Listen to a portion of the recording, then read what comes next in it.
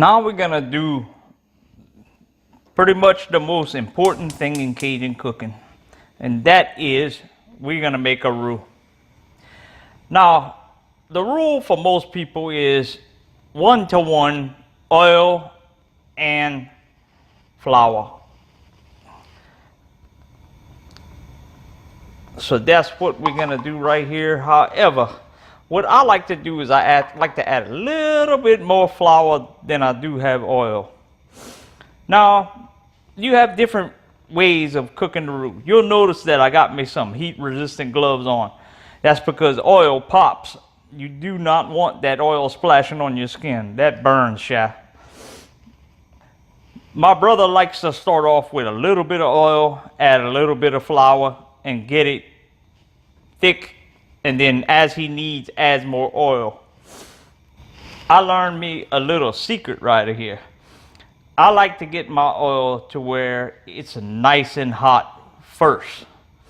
And then when you add your flour in and you start mixing it, that brown rich color comes a lot faster than if you're starting off with nothing. On the side here, I got my chicken stock starting to get nice and warm as well, because when this roux hits the right amount, I'm gonna start adding this chicken stock. And I don't know if any of you ever had an oil fire before, or oil explosion. Anytime that you add liquid to oil, it's gonna explode. That's why if you have an oil fire, you don't add water. You cover it, you smother it, or in the worst case scenario, you use your fire extinguisher to get that thing out. Do not ever pour water on an oil fire. While I was waiting for my oil to get hot for my roux, I went ahead and chopped up my chicken breast, seasoned that nicely with some Tony Chachere's. Liberal seasoning on that. The chicken breast is the first thing I get ready. I make it nice in cubes, bite-sized pizzas, ready to add in there as soon as I got my roux ready. The thighs I'm gonna add later on, because thighs are more tender and they fall apart a little easier. So you definitely don't wanna add that too soon. Of course, you gotta have your little bit of rum while you're waiting for that oil to get hot too. Now let me tell you something about some cooking and some drinking.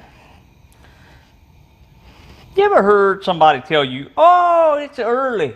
It's early to be drinking. Early is before I wanted my drink. Late is after I wanted my drink.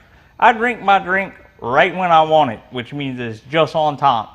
Now, if on time happens to be while you at work, sure, you can do it. It's a free country. However, it's also a free country for your company to give you the little exit papers and you finding you a new job tomorrow now. All right. This oil is definitely hot right here, so I'm gonna get my flour. I got them in little half a cup containers, and then we're gonna start working it. We work it with a whisk, and you can see that almost immediately I'm getting a brownish color. And I'm gonna go in with the other half, and we're gonna mix. You keep that roux working. Keep it working well. I have my gas stove on about 8.5 right now. I'm working this roux down. The color of your roux depends on your personal preference. For chicken and sausage gumbo, I like to get it like a dark milk chocolate. For a seafood gumbo, I prefer it where it's like a dark chocolate color. Wherever you stop, it's gonna get a little bit darker than where you at whenever you add your chicken stock in. Almost immediately, you're gonna see it burst. So you have to try to judge based on experience. And as you know, experience means that you put more time and you experience more than somebody else, which means try fail, try again until you get it right. You keep working this roux until it gets where you want it. At this point in time, this happened fairly quickly. Why did it happen quickly? It happened quickly because I got my oil hot first. No splashes has happened during the course of this. However, it's better to be safe than sorry. That's why these gloves stay on my hands until I am finished making this roux. The other time that I like having gloves on is if I'm making some homemade pralines. Now I know all of you people out there are saying, ain't it pralines? Not if you from Cajun country, chef. It's called pralines. You pronounce it en français. Now, right now I got me a dart. And you see it steams almost immediately. Just like I was telling you.